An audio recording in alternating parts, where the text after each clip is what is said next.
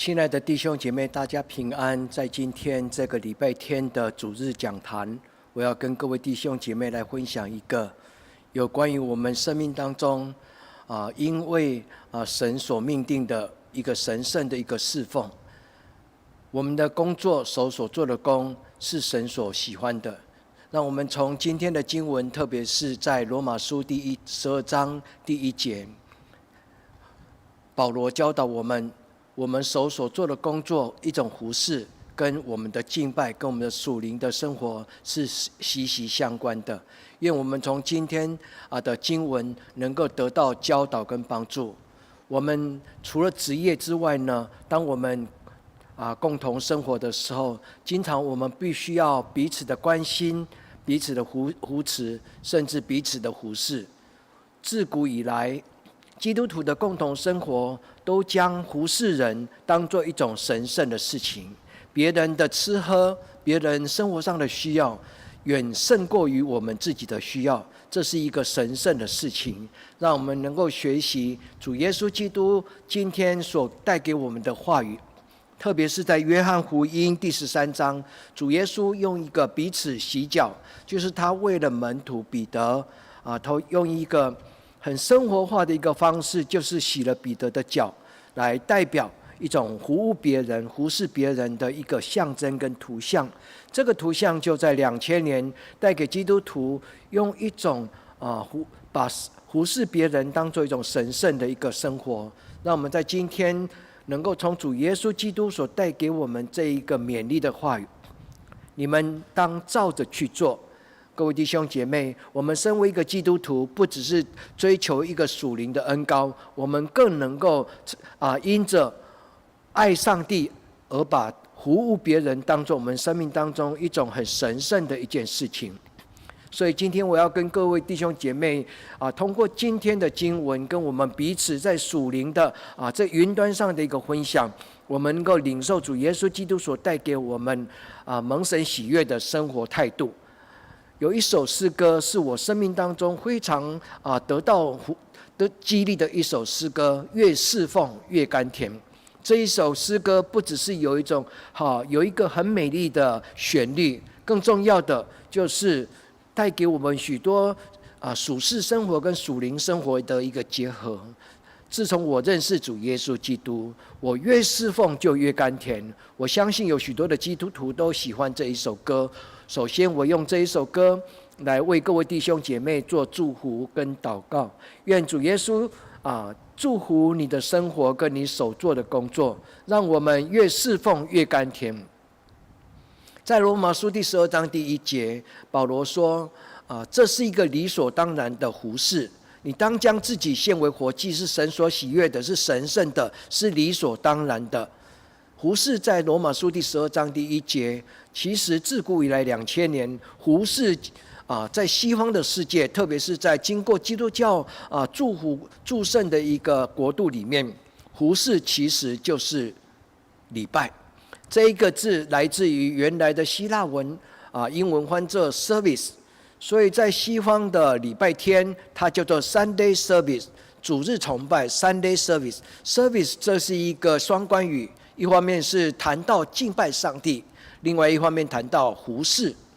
这一个字其实希腊文它有一个很美丽的一个意涵，叫做神圣的工作。神圣的工作，待会我会再重一次跟大家来做分享跟解释。盼望各位弟兄姐妹知道，我们不只是空有属灵的礼拜敬拜，我们也将这个敬拜神的这种态度跟怜悯服事的心带到我们的日常生活。所以越敬拜越喜乐，也就是说越侍奉就越喜乐。各位弟兄姐妹，今天的经文带给我们一个很重要的主题，就是教导我们怎么样通过手所做的工，就是服侍别人来荣耀上帝。我们怎么样通过我们的服侍来让神的子民因我而得到祝福。自古以来4000年，在亚伯拉罕一直到今天，服务经常是一种祝福别人的过程。基督徒蒙恩，也不只是为自己的属灵的恩典，更重要的就成为盼望的记号跟别人的祝福。所以今天这个主题谈到服事，是主耶稣基督他亲自教我们的。后来在2000年的教会传统里面，都把工作当作一个神圣。所以在古老的灵修传统开始，他们就有一个口号，就经常写在修道院。他说：祷告就是工作，工作就是祷告；生活就是祷告，祷告就是生活；信仰就是生活，生活就是信仰。各位弟兄姐妹，让我们今天通过圣灵的帮助，我们从心里面扪心自问说：主耶稣在今天的教导，他要教导我们什么？如果我们从这个服事的角度，我们就可以看到主耶稣基督其实他有很多的信息，他都是在教导最核心的仆人、核心的门徒。最重要背十字架其实就是跟服事有关系。所以主耶稣也曾经讲过人子来到这个世界上，不是受人，不在乎受别人的服事，乃在乎服事别人。各位弟兄姐妹，如果你是一个真的被救恩所洗礼过，而且是深深的明白救恩是白白的恩典我们一起互相勉励，让我们用我们的一生来服侍我们周遭的人，如同我们服务主耶稣基督一般。各位弟兄姐妹，这是耶稣基督的典范，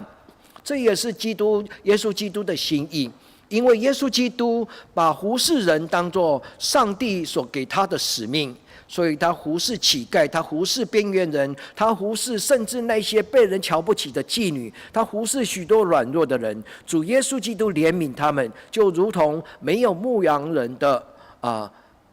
羊。各位弟兄姐妹，如果我们读过今天主耶稣基督的教导，愿圣灵将这种的态度跟这种的想法，就深深的烙印在各位弟兄姐妹你的生命当中。也愿主高举你，成为主耶稣基督所差遣在今天背十字架让人蒙恩得救的人。主耶稣基督在约翰福音第13章从第13节到17节是今天的新约的经文。主耶稣说：我是你们的主人。主耶稣说：我是你的老师。我尚且为你们为彼得为你来洗你的脚，所以你们当彼此的洗脚。这是主耶稣基督刻意所设立的。通过这一个教导，他刻意设立，让教会成为一个服侍人的一个地方。各位弟兄姐妹，不要轻忽做一些卑微的事情。当我们愿意为爱主耶稣的缘故，而去照顾那些没有办法照顾自己的人，就好像德蕾莎修女在印度抱回来那些街头的游民，特别是那个临终的老人德蕾莎修女为他们洗澡，让他们换了一个干净的裹布，然后让他们带着一种被尊重、被怜爱的满足来离开这个世界上。这一个这个举动非同小可，这种举动甚至尊贵高于牧师在教会里面为人洗礼那种圣礼典。各位弟兄姐妹，真正的圣礼典不只是在教会的里面，而是在我们的生活当中来展现出来十字架的大爱跟我们对人的怜悯。各位弟兄姐妹，让我们来默想主耶稣基督2000年所留给众教会跟留给所有的门徒跟蒙召的基督徒。主耶稣在他第15节他说：我为你们设立了榜样，叫你们照我的行为去做。我向你们所做的，你们就去做。你们既然知道这个教导跟这种诫命，你们就当如此行。当你实行这种信仰跟神的话语的时候，你就会得着祝福。各位弟兄姐妹，叫你们照着去做。其实我们应该说，叫我照着去做的时候，我的生命就因着这样子而得到祝福。愿圣灵对各位弟兄姐妹讲话。越有恩膏的人，越懂得谦卑跟服事。越珍惜主耶稣基督的十字架的大爱的人，更懂得去怜悯那些没有人疼爱的人。所以今天的经文告诉我们说，仆人不能大过于主人，奉差遣的人也不能大过于差遣他的人。你们知道这件事情，若是去行，就蒙福。每一次我们聆听祷告、聆听主日的信息、聆听讲道的信息的时候，最重要，神通过圣经所记载的话语，通过神话语的仆人所讲解出来的经文，其实是带给我们生命的改变。愿各位弟兄姐妹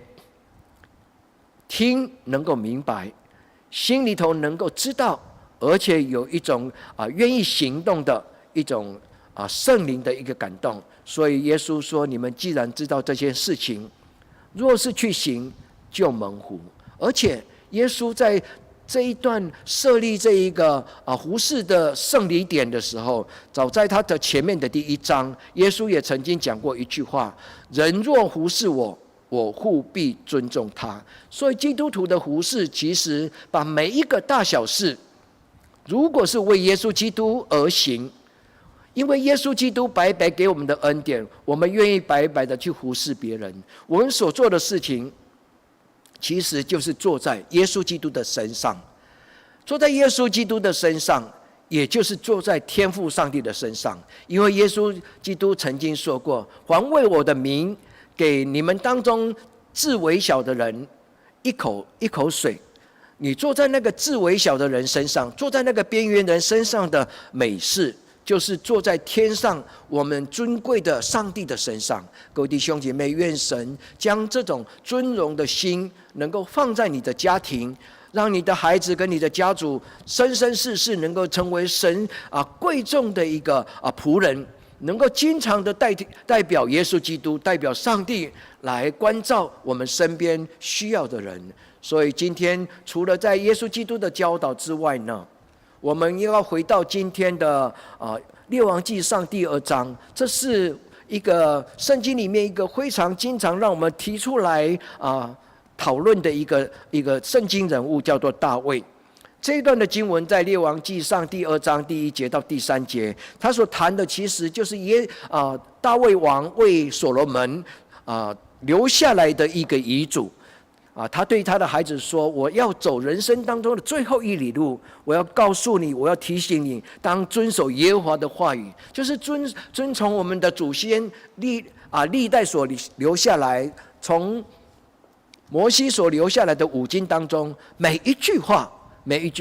所以各位弟兄姐妹，大卫告诉他的孩子所罗门，就是说你要遵行神的话语，并用刚强壮胆做大丈夫。这一个字做大丈夫，其实这一个字是中文的翻译，事实上这一个字在原来希伯来语里面，其实这个字叫做 the man， 就是那个人。所以大卫并不是祝福他成为一个好的君王，他的孩子大卫其实告诉他说：如果你尊敬耶和华，而且照着他的神的话语去做，你将要成为一个顶天立地真正的人。The man 就是那个人。各位弟兄姐妹，我们顶着天，我们站着地，我们心中有圣灵，其实我们就是上帝所造形象所造的人，就是一个真我。各位弟兄姐妹，有时候我们并没有活出神心意里面的我。让我们今天在神的面前矗立在他施恩宝座前，我们聆听主耶稣基督的话语，我们跟神求说：主啊 emit autos ego emit autos， 我就是我。主啊，我将我的血气的我交在圣灵的手上。主啊，我将我的感性的小孩子能够交在理性的灵的里面。主啊，请让我的理性跟感性是彼此拥抱。各位弟兄姐妹，愿神的灵历代造就人类的灵，今天与我们同在，直到永永远远。让我们再一次来听读今天的经文，这是大卫对他的孩子所说的话。圣经记载在列王记上，应该是列王记上，不是列王记下。大卫的死期临近，就嘱咐他的儿子所罗门，他说：现在我要走世人必走的路，所以你当刚强壮胆，你当刚强做大丈夫。各位弟兄姐妹，刚刚我有跟各位解释，这个大丈夫并不是一个成为一个骄傲的人，或者成为一个君王，而是成为神手上荣耀的器皿的 man。我们只要做好我们自己，我们只要成为神在他的心意所造的人，做一个真正的自我，是一个神的原创意里面所创造的原来的我，返璞归真，这就够了。各位弟兄姐妹，让我们在神的面前遵照这些3000年前古老的话语。大卫说：“你当遵行我们的神所吩咐的每一句话，照着摩西律法上所写的遵行主道，遵行主的话语。这个道代表上帝的话语，这个话语又代表人生的道路。”各位弟兄姐妹，从此以后，凡遵行神话语的人，不论何去何从，在这个地方，大卫说：“不论何去何从，你手所做的工，尽都亨通。”这是带来今天教会带给各位弟兄姐妹的一个带祷。如果教会能够从天上领受打开天窗的这种权柄，愿所有的教会就为弟兄姐妹祷告，愿天窗为我们而开，天门为我们而开，让神的浇灌、神的灵运行，让我们每一个弟兄姐妹，不论何去何从，我们手所做的工作都能够尽然亨通。这是耶稣基督的典范，也是大卫的祷告。当然，今天我回到我们今天主日的金句，就是今天的主要的根据的经文，就是罗马书第12章第1节跟第2节。各位弟兄姐妹，我劝你们献自己为活祭，是圣洁的，是神所喜悦的，是理所当然的。各位弟兄姐妹，这是我们的古老的属灵老师圣徒保罗，他留给我们的一种邀请，一种提醒，一种劝勉。他谈到了一种理所当然的忽视。各位弟兄姐妹，那么的肯定告诉我们理所当然。当然，我们必须要在神的面前安静下来思考。保罗所讲的理所当然这件事情，什么事情是理所当然呢？活在21世纪这一个世代的人，许多人不愿意有这种约定俗成，就是这种世俗以来所约定的道德规范跟信仰的教导。我们经常说人是有自由意志的。各位弟兄姐妹，理所当然在神的面前是一种非常神圣的事情。愿今天的经文告诉你，其实理所当然这一个字是非常的宝贵的一个字。这一个字在原文的意思其实就是 logos。 各位弟兄姐妹，它的字根就是 logos。 如果你知道 logos 在这个新约圣经里面这一句话代表什么，你就知道它带来的就是一种理性，它带来的就是一种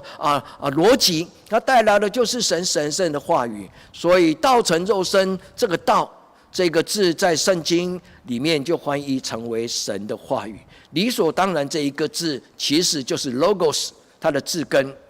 英文翻译成为 reason 就是合理的。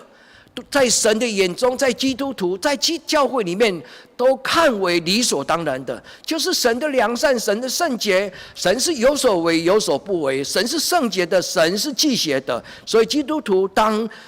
分别为善，也是有所为有所不为。各位弟兄姐妹，我们攻读圣经，我们学习读经，我们谦卑的领受，就是学习我们所必行的，我们的立足点，而不是这世界上似是而非的一些诱惑的话语。愿我们从今天保罗的嘱咐，我们能够真正知道我们的生命当中有属灵的智慧，让我们再一次来静听，再来领受神的话语。保罗在他罗马书的12章，他谈到说：各位弟兄姐妹，我以神的慈悲来劝勉你们，将自己的身体献上为活祭，是圣洁的，是神所喜悦的，是你们如此侍奉，是理所当然的。特别是最后那2句话，我们如此侍奉是理所当然的。刚刚我有跟各位弟兄姐妹分享这个字理所当然这个字是来自于神的话语，所以只要神所说的话，就是圣经的原则，对于教会跟基督徒来讲就是理所当然。所以在神所说的就是圣经的原则。那上面这一句话说如此服事，这个如此服事，其实这一个服事这一个字在原文它是一个神圣的工作，原文的意思就是神圣的工作，所以它有时候翻译成为侍奉，有时候翻译成为礼拜，就是敬拜神。在神所交托给我们的工作，没有一件事情是世俗的，是来自于天上的，是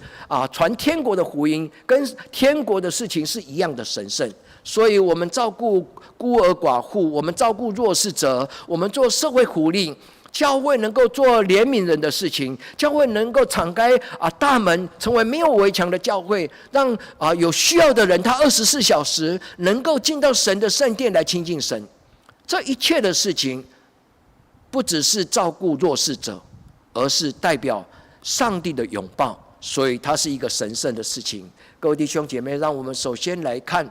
保罗所说的这一个理所当然这一个字。理所当然这一个字，它的字根来自于希腊文的 logos，logos 延伸成为英文的 logic， 逻辑合乎有道理的，是逻辑的。各位弟兄姐妹，这就是今天这一个字。另外呢，如此服侍，如此侍奉这一个字在原文的意思，刚刚我有跟大家解释这个希腊文的原文，它是一个神圣的工作的意思。所以综合起来有2句话。第一个，如此侍奉是理所当然的，它就必须是一个献身为活祭的礼拜，就是一种道成肉身的礼拜。献身为活祭的礼拜，它就是一种将信仰生活活在生活当中，将信仰活在日常生活当中，这就是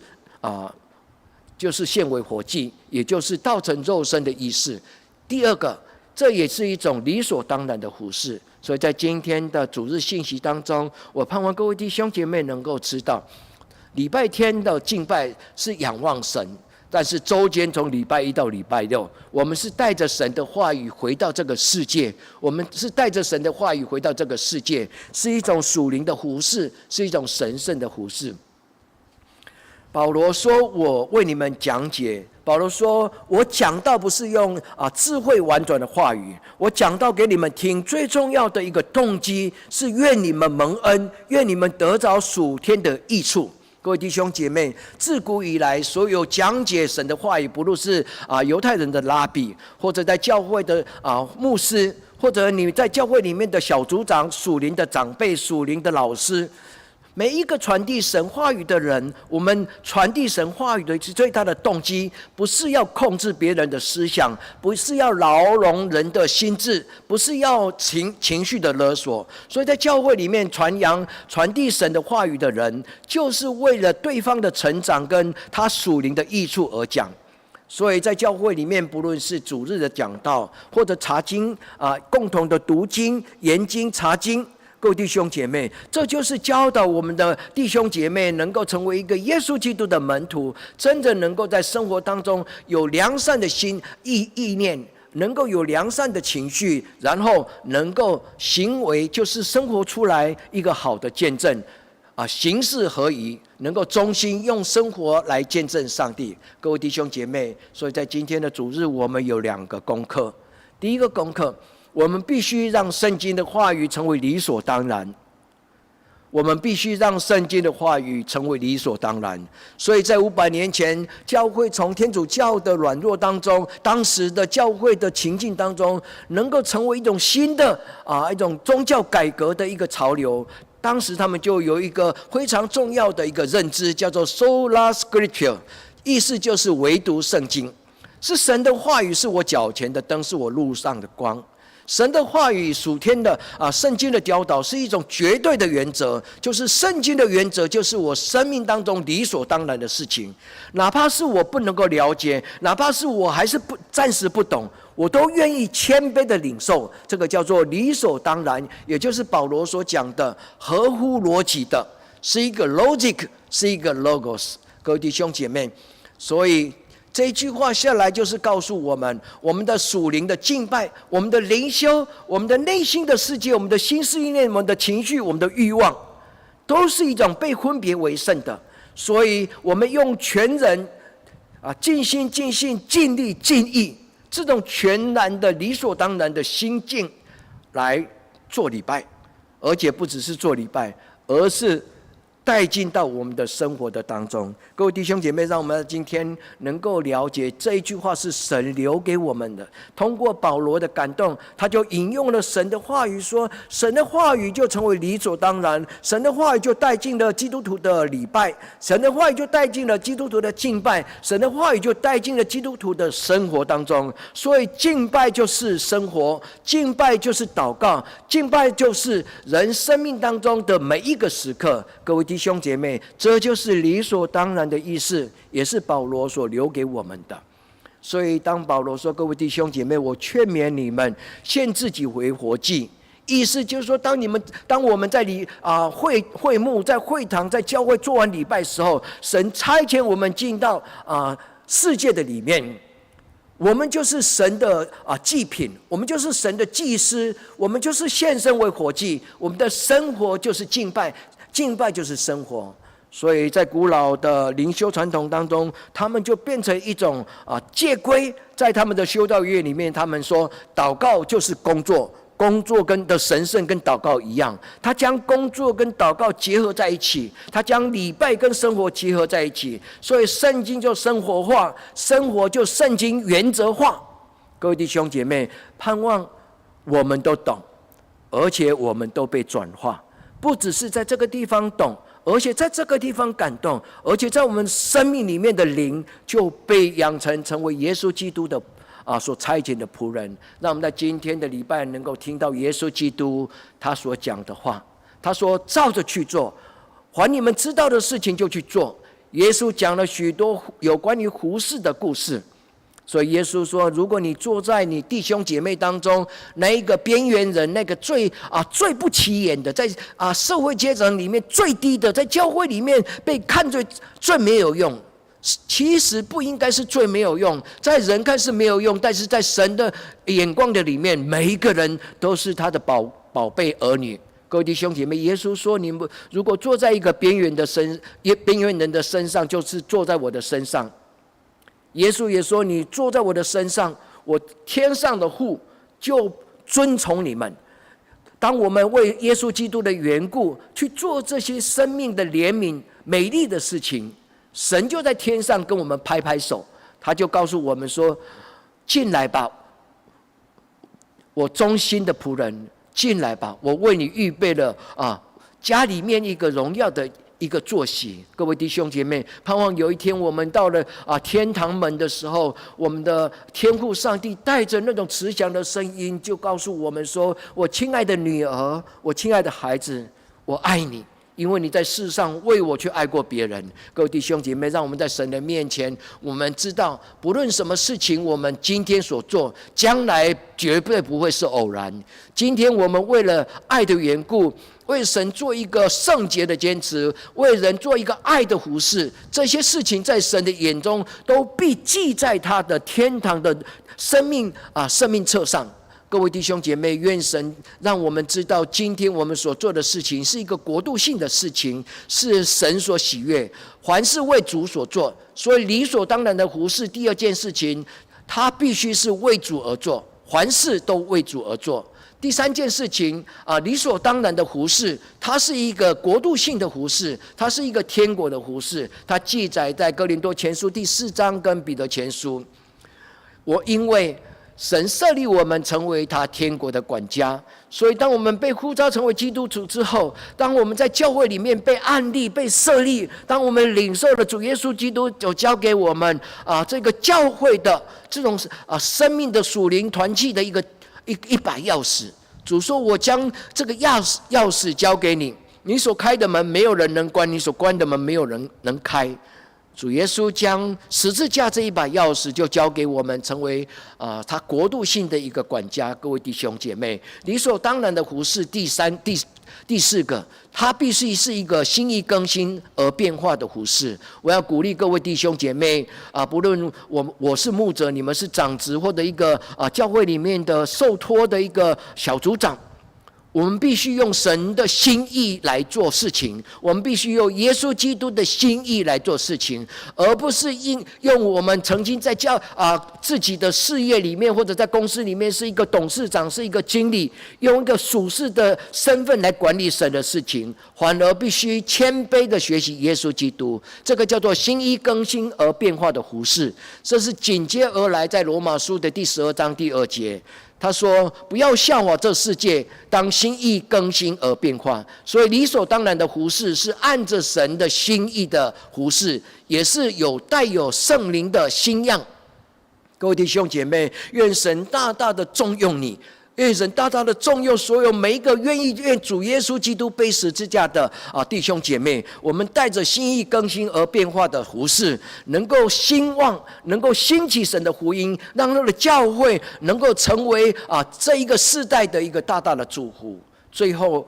奉主耶稣的名来祝福弟兄姐妹，我们的生命是越来越甘甜，我们的生命是越来越蒙恩，我们的属灵的眼光是越来越明亮，我们能够看到什么是更美的服事。我小时候做事情、说话、言行很像小孩子，保罗说：“既然长大成人，就丢弃了小孩子的心思意念跟他的行为情绪。”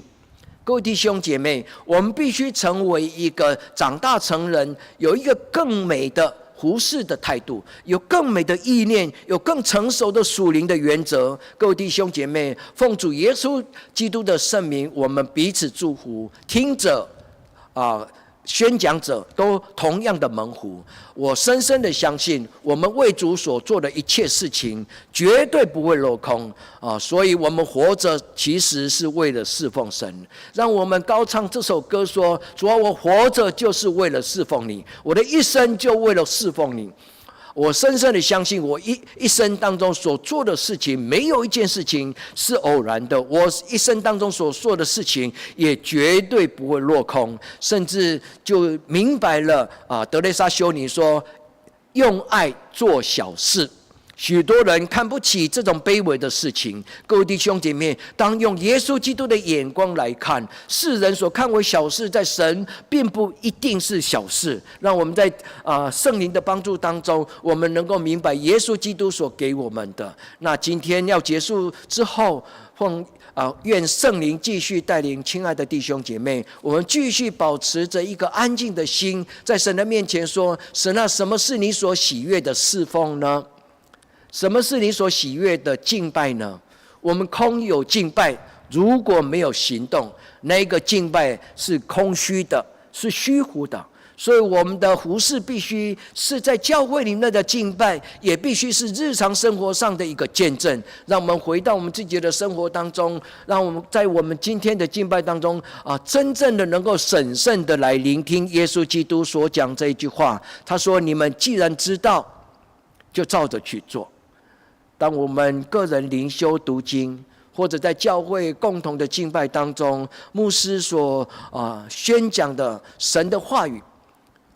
盼望圣灵将这些话语转化成为一个非常洪亮更清楚的神的教导，让我们照着去做，因为这是蒙恩的开始。当我们听到，是为行道。听到是为行道，当我们行道的时候，活出来的时候，神就跟我们拍拍手说：“我的孩子，你做得好，我的孩子，你做得好。”让我们在神的面前能够领受耶稣基督他的典范，因为主耶稣基督说：“我所做的，你们就照着去做。我为你们立了一个典范，我将我的榜样留给你。”我们读了四福音书当中，我们看到耶稣基督所做的事情，都是我们必须忠心谦卑学习的功课。让我们在圣灵的帮助当中，我们在耶稣基督的面前跪求说：“主耶稣，求你教导我，你以护的事为念的心，让我能够学习你做父所做。”说父所说能够真的遵行神的天父的话语，让我们在今天成为一个基督徒，不空虚有其名。我们真的能够如同耶稣基督做耶稣基督所做的事情，因为耶稣给我们一个大使命。他说：“今天我所做的事情，将来你们必将做更大的事情。各位弟兄姐妹，神将一个尊贵的使命放在我们的生命当中，服侍别人就是一个尊贵的使命。服侍耶稣基督，就必然服侍人。所以耶稣说：“凡服侍我的人，我的父必尊崇他，我的父必尊重他。”各位弟兄姐妹，我们是上帝手上荣耀的华冠。圣经说，凡敬畏神的人，神必将他放在他的手掌心，他将成为神手上的华冠。愿神重用各位弟兄姐妹跟你的家庭，甚至我们共同的教会，我们走神的道路，我们做神所喜悦的事情，我们效法耶稣基督背十字架到各个他，我们走耶稣基督十字架各个他的道路。其实在今天世界上，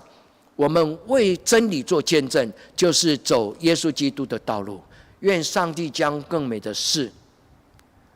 为我们所预备。希伯来书第11章第4节，希伯来书的作者说，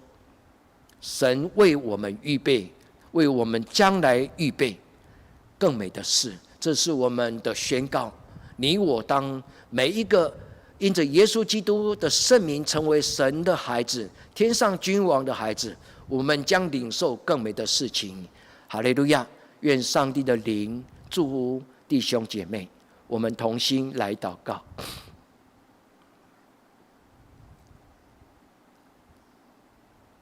耶和华我们的天父上帝，我们成为你的孩子，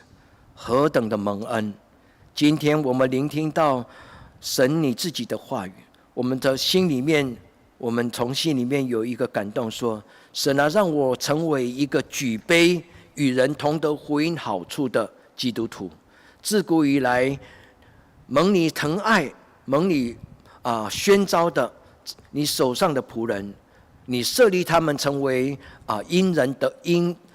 能够借我施恩福的你的记号。我们今天在你的面前，为了众教会跟我们自己的家庭来祷告，愿神让我们明白礼拜跟服事的道理。礼拜跟服事是一体两面的事情。愿圣灵帮助每一个基督徒都成为一个愿意为耶稣基督去服事人的一个教会。我们在你面前谦卑的祷告，奉耶稣基督的圣名求，阿们。